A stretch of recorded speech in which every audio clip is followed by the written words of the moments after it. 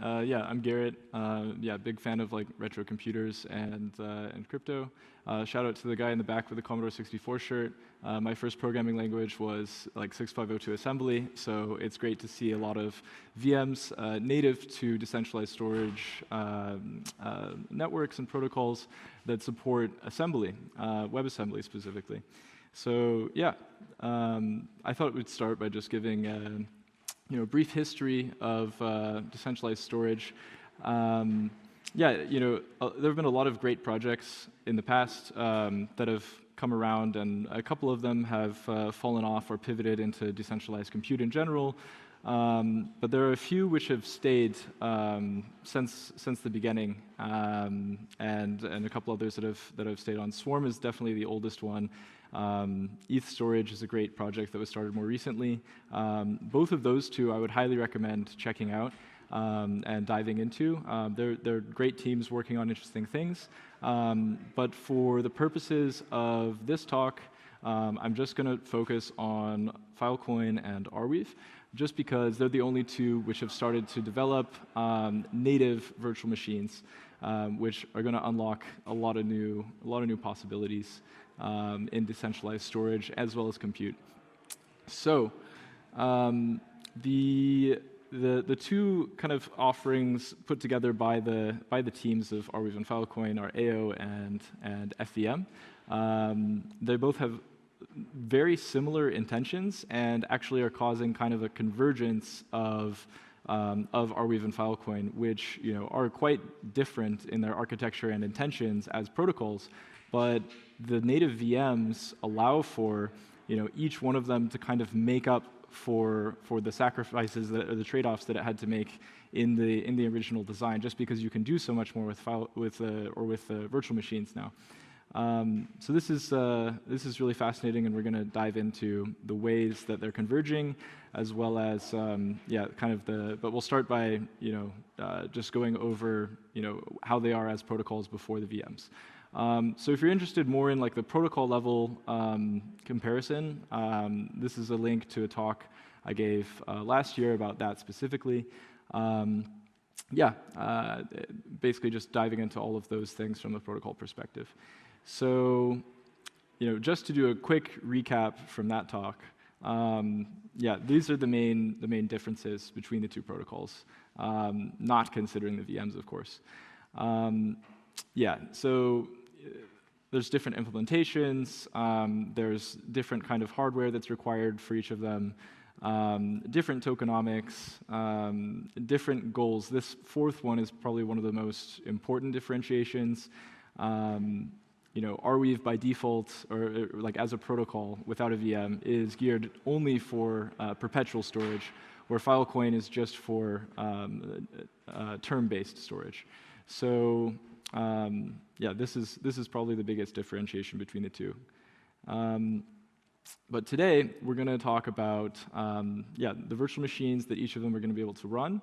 Ethereum virtual machine versus WebAssembly, WASM, as well as general virtual machines, which each of the two protocols, both AO and FVM, are working on implementing their mechanics. And then we'll go through all of these topics on applications. I wanted to cover a lot more, actually, but didn't think we'll have time, so I will put a link to this presentation at the end, which then I'll update probably by the end of next week, going into a lot more depth with different applications, because I think there's a lot to cover there. So we'll start with virtual machines. So the great part about both of the offerings so far is, Filecoin virtual machine is started out by offering just an Ethereum compatible virtual machine underneath it. And of course it inherits these same properties, advantages, and limitations as every other Ethereum virtual machine out there. You can think of it a lot like a L2 that settles down to the Filecoin blockchain. And then WebAssembly is the big advancement that a lot of other networks are moving to. It's a lot more free in what you can do. You can program in a lot of different languages. As long as it compiles down to WASM, It's amazing in terms of what kind of memory you can throughput in applications, things that just wouldn't be possible due to gas fees on EVM implementations. And particularly interesting, both AO as well as FVM will eventually be able to support more than just 4 gigabytes of memory, which will be super fascinating because then we can load entire AI models, like very large and complex ones as well, into virtual machines that are running natively on these networks, leveraging data stored on their respective networks. So this is like a massive, massive step forward for decentralized compute as well as autonomous agents, which is a super hyped topic these days. So yeah, just wanted to specify that both of these are being worked on by both, and we'll dive in a little more specifically on the nuances there as well. So as well as supporting both EVM and WebAssembly, both AO and FVM are working on being VM agnostic. So that means as a developer, eventually you'll be able, both of them don't have this implemented yet, but eventually you'll be able to load up whatever kind of virtual machine you like. So instead of WASM, maybe you want to implement something else. And then you'll be able to do that and have all of the same kind of guarantees that the applications you intended on running are what's running and so on. Inter-VM communication, message passing is basically this. The slide after this kind of defines what like actor-based computing is, but inter-VM communication is a really key part of that. And yeah, so wanted to just define actor model for everybody here. Basically, it just means that instead of having a global state, you have a bunch of independent actors, and they're doing out whatever they want. They're doing whatever compute they want, and the only way that one actor is aware of another is when a message is passed. So so it's another way of computing that's very different from traditional blockchains that we're all used to, where we have a global state. Now we have a bunch of individual states that are evaluated independently and only communicate with one another as they're programmed to do so. Of course, this makes it a little bit more difficult to build kind of like a decentralized exchange or something like that. But what it does enable is massive parallel compute, which means we can do like insane things that we previously could have only done in Web 2. But now through just like independent instances and message passing, we can accomplish compute on big data sets in Web 3 with similar trust assumptions. So so then where it starts to get a little bit different is in the mechanics. So so AO uses a single system image. And there's 3 kind of separate units, like a scheduler unit, compute unit, message unit, and they all have different roles. Schedulers kind of schedule when things should happen, so you can pre-program that at a certain date or upon a certain event happening, a virtual machine can instantiate itself and kind of wake itself up to do a task. And this is something that's new that you couldn't previously do in Ethereum or EVM-based systems, because unless you're depending on kind of an external scheduler running on a Web 2 server or something like that. And it also is basically, AO is focusing on WASM first, and we'll have a separate network for running that's basically a Ethereum virtual machine that is native to Arweave. And that's kind of similar to what the FVM already has. They have the FEVM. And that's the thing that you can deploy smart contracts to and so on already. So yeah, the main difference is in this kind of thing is the FVM is prioritizing being more like a traditional blockchain first, where AO is prioritizing message passing first. The advantages of each are, the trade-off is mostly because Filecoin, I think, wanted to build a system which can be used really, really quickly for like Filecoin DeFi. So that way they can have liquid staking and lending facilities for the different miners, because miners are required to stake tokens. AO is being more experimental. They're creating this whole new paradigm of decentralized computing by focusing on message passing first. That will be eventually implemented in FVM. But for now, AO is leading on that side, while FVM has a more kind of secure traditional approach. Yeah, so far, both protocols will allow you to start or renew storage deals, and we'll dive in a little bit more on the AO side, how that's really interesting, because previously that wasn't relevant, because Arweave is by default a perpetual storage protocol. So whenever you upload data to it, there are mathematical guarantees that it'll be there for a very long time. And both, of course, will have native storage access. So this is huge, because in the past you would need an oracle like Chainlink or some other to grab data from a decentralized storage provider or centralized storage provider and bring that down onto whatever kind of compute layer you're using, if it's Ethereum or whatever else. So having that kind of like native storage access where smart contracts will be able to grab data directly from the system, and they don't have to trust some kind of third-party oracle, will be huge, as well as just because they'll be able to ingest massive amounts of data into the memory of the applications. Whereas like in WebAssembly 1, which is using like 32-bit memory pointers, it's limited to 4 gigabytes of memory, but that will expand to much larger as soon as like WASM 64 is implemented and tooling gets better for that and so on. A big feature of both of these things as well is compute. Bandwidth is what costs the most when doing compute, especially on large data sets, of course. So having the compute facilities at the same place as the storage facilities just makes a lot of sense for large use cases, particularly AI. So yeah, this is a really big point as well. So for AI inference, AO is going to create kind of a decentralized compute marketplace where anybody can join in as a compute unit. Some of them can be specialized in running GPUs that are good at AI inference. FVM has this nice kind of, I don't know if it's an advantage, but it's just a design difference there where currently, they happen to have a lot of miners which have GPUs in the same location as storage. So those facilities already exist in the same data centers most often. So it's really exciting to see how that compute will be leveraged for something really productive as well. And here's like, I think the most interesting part of this whole phenomenon that's happening is where AO or Arweave started as just perpetual-only storage, and Filecoin started as only term-based storage, meaning you agree with a storage provider for a certain amount of time, and then when the contract expires, somebody has to be there to renew it. Otherwise, the data is just deleted, overwritten, whatever.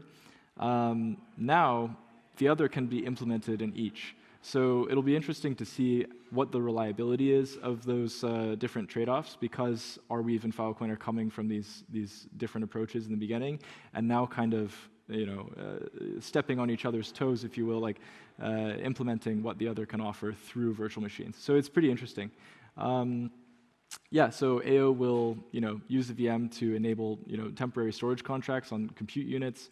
FVM will enable automatic renewal of storage contracts with the storage providers. So yeah, I'm pretty excited about this, because now Arweave and Filecoin will actually be able to compete once this is up and running. So just to summarize like key similarities, actor model, meaning it's all based on message passing. Both of them are really trying to implement this. Native storage access is going to unlock large-scale compute on big data sets that wasn't possible in Web3 before. Each of them are trying to implement EVM, WASM, and the ability to implement whatever VM that you desire as a developer.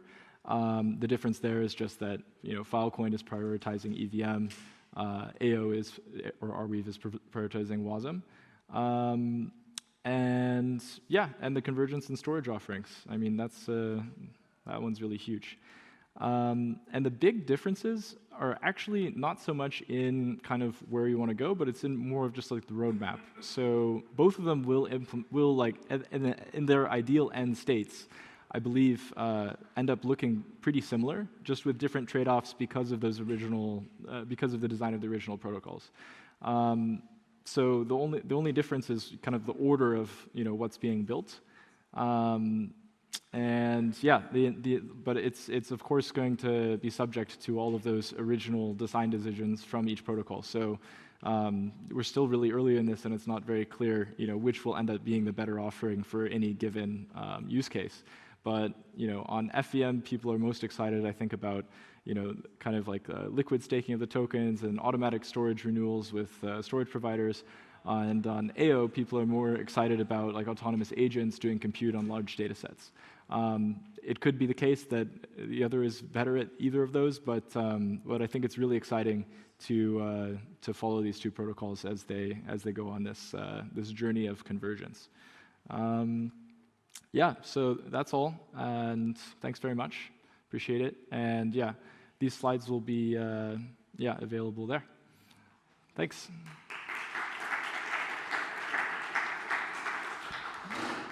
Thank you so much. Does anyone have any questions? There's one question over there. Yeah.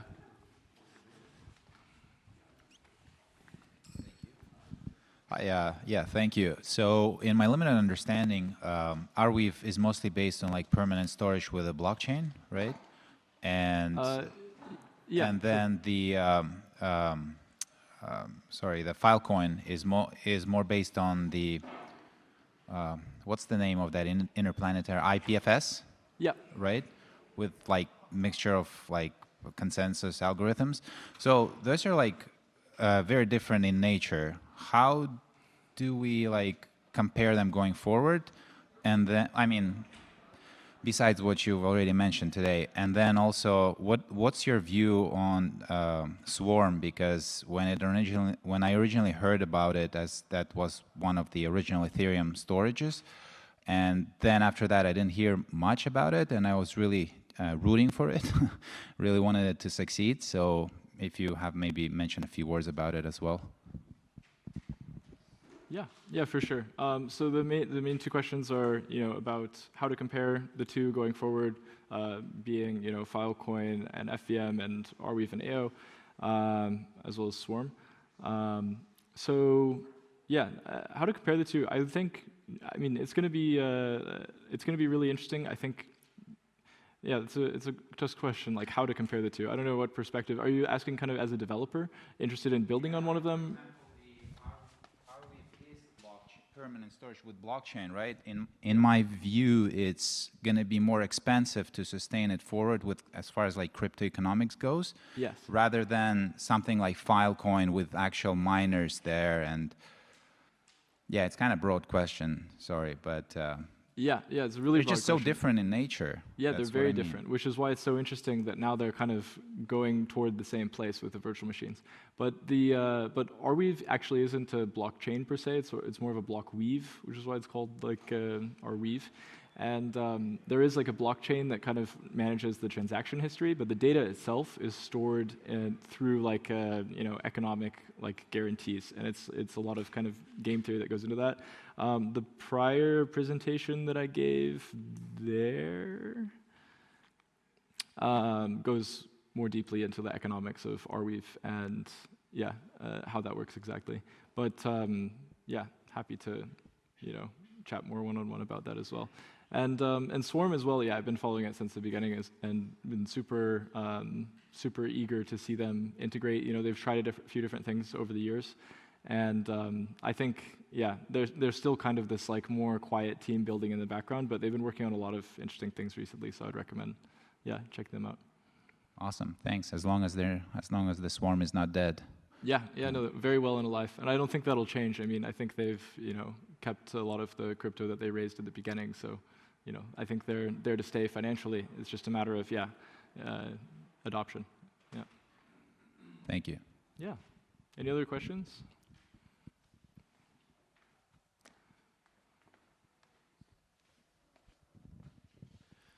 Thanks for the presentation. Have you seen any increase in usage driven by decentralized compute on Arweave or by liquid staking on Filecoin? Yeah, not yet on either, but that's only because you can't do kind of general decentralized compute on either yet. I mean, AO is still in a testnet, and FVM, hasn't implemented like arbitrarily uploadable, WASM code yet. So yeah, it's too early to tell, unfortunately. Yeah, liquid staking. Yeah, that's been driving like a ton of volume in like DeFi on Filecoin. That's like the majority of it. I believe there's like I think 500 million or so, as of a stat that I read of a couple months ago, staked on Filecoin, and like 300 of that is like liquid staking for facilitating kind of liquid staking, so then miners can take those tokens and stake them for their like storage capacity to mine. Yeah. Hey, yeah, I just wanted to ask you, what else would you like to see get built on Arweave? Yeah. Going forward. Yeah, right. That's a good question. And the thing I'm most excited for is like, autonomous agents, which are automatically building themselves. I mean, we're starting to see this with like, different like AI tools that are coding, are able to kind of like code an entire application just through like a text prompt. So if like we can make an agent which prompts like another like AI model to code something that might be useful or profitable or something like that, we can have a whole ecosystem of autonomous agents, going around in crypto land, acting by themselves. This is going to really change the way that we all use crypto, and eventually, as that taps into the real world, I mean, it'll change, the way we interface with a lot of things. I mean, just the like robots so far have been quite limited in like what they can access, but I really believe that AO has the potential to enable like autonomous agents to act on chain as well as in the real world in a really meaningful way that we haven't seen before. So it is kind of a potential for a paradigm shift. So that's what I'm most excited for. Of course, there's two sides to every coin, but yeah, I think if we're responsible in the way we deploy these things, it could be really, really positive. Yeah. Thank you so much. Yeah, thanks. Appreciate Good it. talk. Thank you.